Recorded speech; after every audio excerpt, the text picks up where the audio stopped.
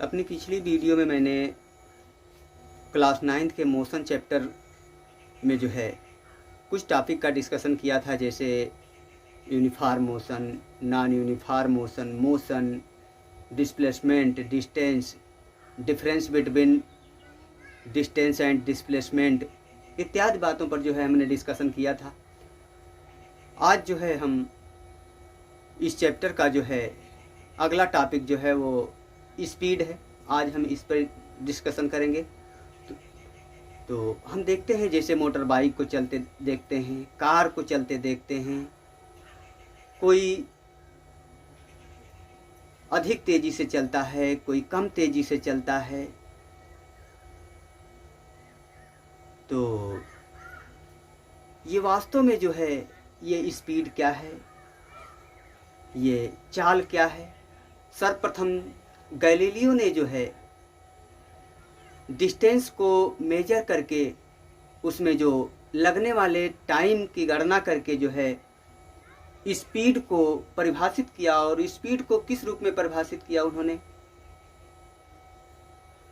चली गई डिस्टेंस, चली गई दूरी तथा उस दूरी को चलने में लगे समय के अनुपात को जो है उन्होंने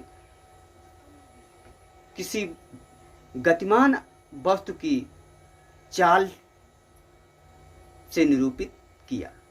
तो यहाँ जो चाल की अवधारणा है, जो चाल का कंसेप्ट है, जो चाल की परिभाषा है, वो गैलीलियो के द्वारा निर्धारित की गई और उन्होंने इसको बखूबी फार्मूलेट किया। तो वास्तव में जो है गति क्या है, जो स्पीड जो है, अभी जैसा कि गैलीलियो ने जिस प्रकार से रिप्रेजेंट किया कि किसी गतिमान वस्तु द्वारा चले गई दूरी तथा उस दूरी को चलने में लगे समय के अनुपात को हम चाल कहते हैं। तो यहाँ पर चाल, speed,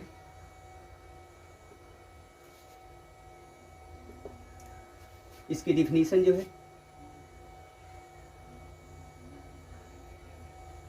ratio of travel distance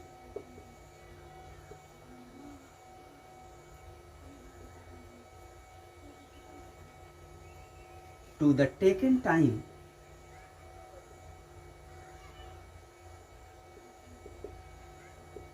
is called speed. यहाँ पर जो स्पीड है वो चली गई दूरी तथा जो उस दूरी को कवर करने में कितना टाइम लगा, उन दोनों के अनुपात को जो है चाल या स्पीड कहा जाता है। तो ये speed is equal to travel distance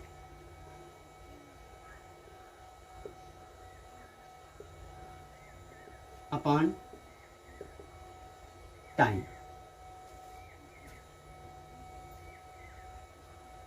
यदि हम स्पीड को यहाँ पर जो है u से डिनोट करें और ट्रेवल डिस्टेंस को जो है हम s से डिनोट करें तथा टेकन टाइम को जो है t से डिनोट करें, तो u बराबर s/t जो है इसका फार्मूला हुआ। अच्छा, इस प्रकार से जो यहाँ पर स्पीड है उसकी यूनिट क्या हो जाएगी?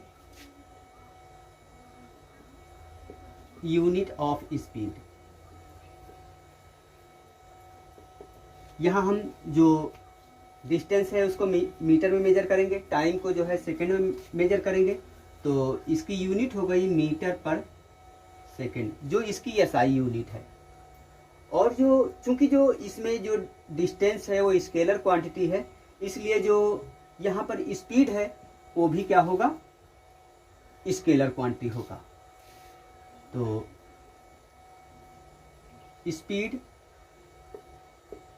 Is a scalar quantity.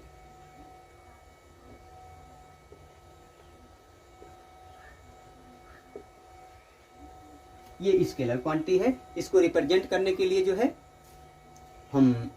हमें किसी डायरेक्शन की आवश्यकता नहीं होती है और केवल मैग्नीट्यूड की आवश्यकता होती है। अच्छा, अब स्पीड को हम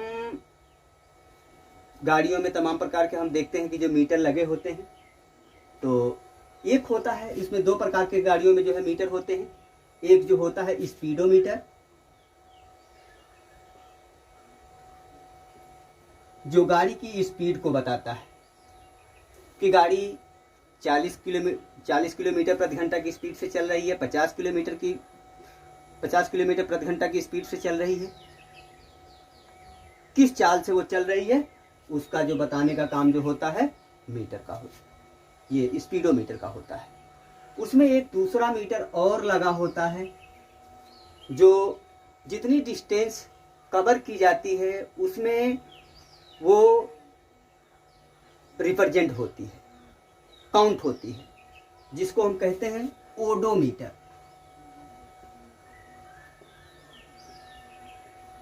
ओडोमीटर के द्वारा जो ट्रेवल डिस्टेंस है वो मेजर किया जाता है, काउंट किया जाता है और उसको रिप्रेजेंट किया जाता है। अब इस इक्वेशन को हम समीकरण 1 मान ले रहे हैं। यदि हम देखें जो, तो यदि if t is equal to 1 second, ये t बराबर 1 सेकेंड हो जाए, तो फ्रॉम इक्वेशन 1 हमको क्या मिलता है, u बराबर यस। इसका तात्पर्य यह है कि किसी गतिमान वस्तु द्वारा एकांक समय में चली गई दूरी को चाल कहते हैं। टाइप्स ऑफ स्पीड, ये स्पीड कितने प्रकार की होती है, चाल के प्रकार, ये कितने प्रकार की होती है, तो इसमें हम देखते हैं। Number 1 uniform speed, number 2 non uniform speed,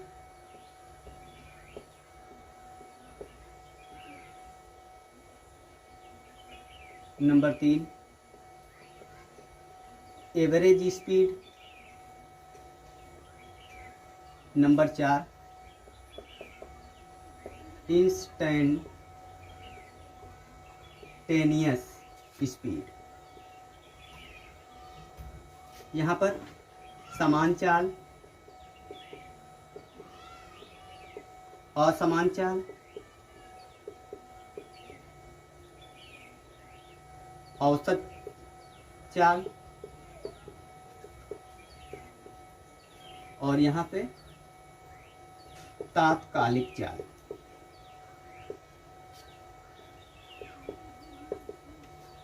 ये मेनली 4 प्रकार की चाल हैं। हम यहाँ पर एक एक की जो है स्टडी करेंगे हम। तो सबसे पहले लेते हैं समान चाल। तो यदि कोई मूविंग ऑब्जेक्ट जो है वो सेम इंटरवल ऑफ टाइम में जो है इक्वल डिस्टेंस ही कवर करता है, तो जो उसके द्वारा कवर किए गए डिस्टेंस तथा जो टाइम ऑफ इंटरवल है, दोनों के जो रेशियो होगा वो यूनिफॉर्म स्पीड को रिप्रेजेंट करेगा।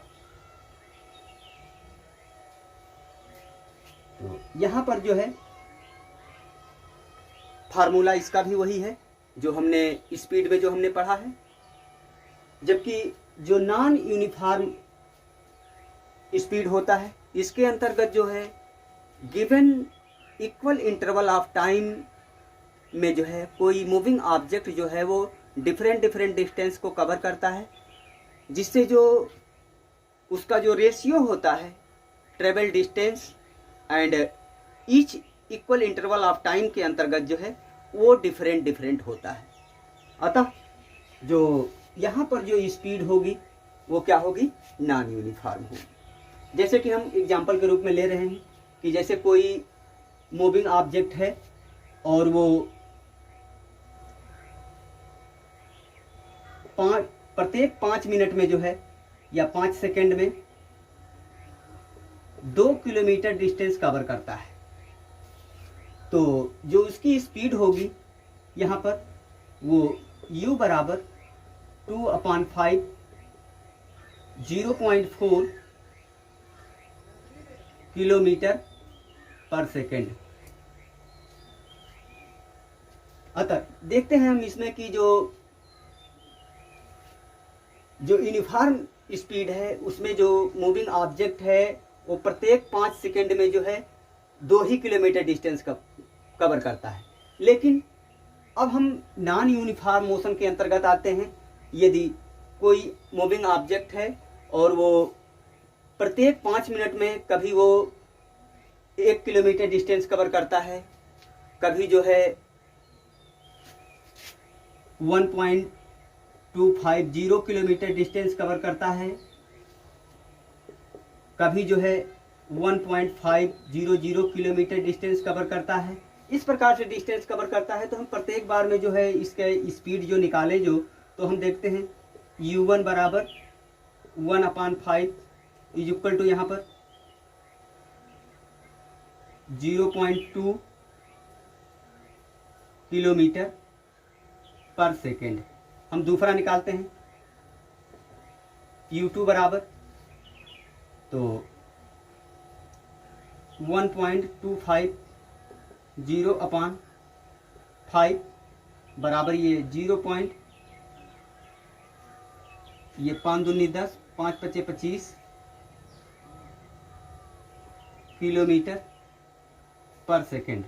तो हम यहाँ पर क्या देख रहे हैं कि u1 does not equal to u2।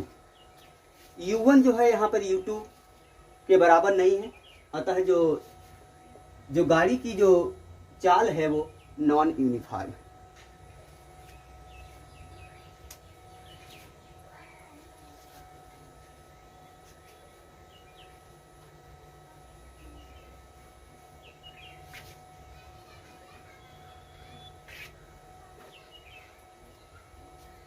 अब हम यहाँ पर जो है एवरेज स्पीड की बात करते हैं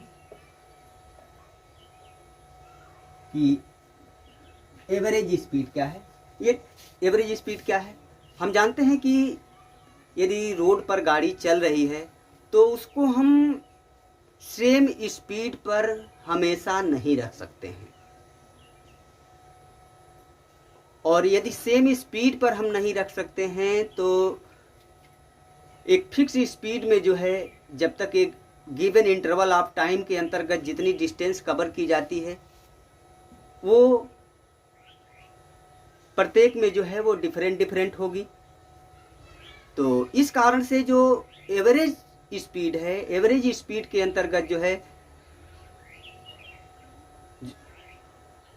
जो डिफरेंट डिस्टेंस कवर किया जाता है उसका सम, और जो उस डिस्टेंस को कवर करने में जो टाइम लगता है उसका सम, दोनों का जो रेशियो होता है वो उसको क्या कहते हैं? हम एवरेज स्पीड कहते हैं।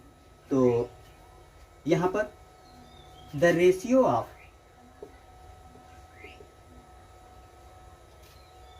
सम of travel different distances to the sum of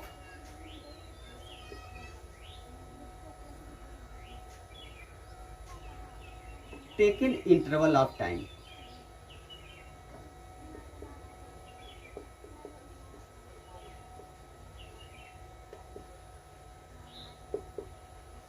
यहाँ पर तो जो एवरेज स्पीड होगा, एवरेज स्पीड को हम बार u से डिनोट करेंगे, और यहाँ पर सम ऑफ ट्रेवल डिस्टेंस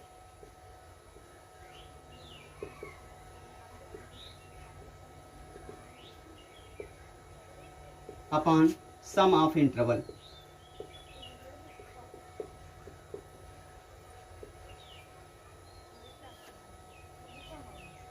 इसमें आगे देखते हैं कि if a moving object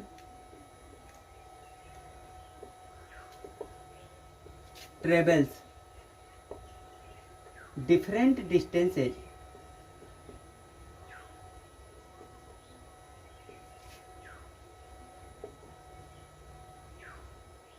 as S1, S2 and S3 in T1, T2 and T3। तो यहाँ जो एवरेज स्पीड होगा बार U बराबर S1 plus S2 plus S3 अपान T1 plus T2 plus T3। जो डिस्टेंस कवर किया गया है उसका सम और जो डिस्टेंस को कवर करने में टाइम लगा है उसका सम, दोनों का जो रेशियो होगा वो एवरेज स्पीड को रिप्रेजेंट करेगा। अब हम आते हैं इंस्टेंटेनियस स्पीड पर।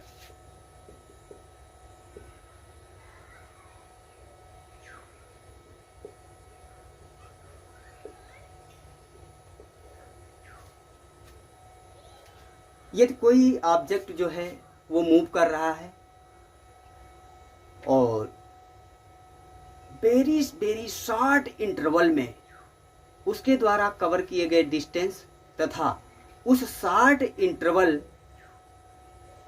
के रेशियो को जो है हम इंस्टेंटेनियस स्पीड के रूप में जानते हैं, तात्कालिक चाल के रूप में हम जानते हैं।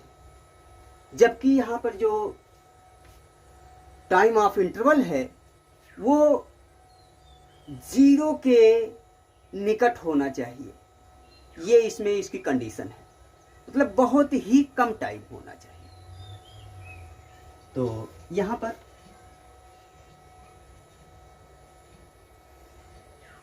If a moving object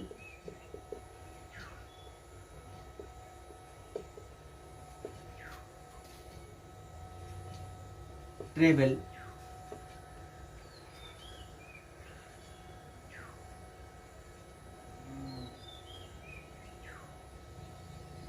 ds distance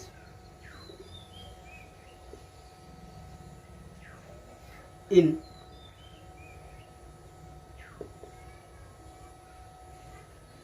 dt time, तो इंस्टेंटेनियस वेलोसिटी इसकी कितनी हो जाएगी?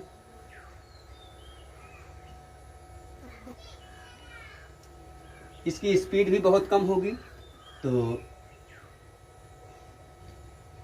यहां पर हम इसको रिप्रेजेंट करेंगे limit del t tend to 0 is equal to limit del t tend to 0, या इसको हम लिख सकते हैं यदि अर्लियर टाइम में जो है ये del S distance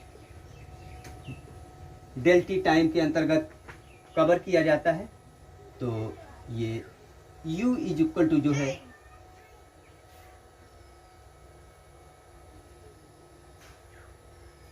u is equal to जो है वो ds अपान dt।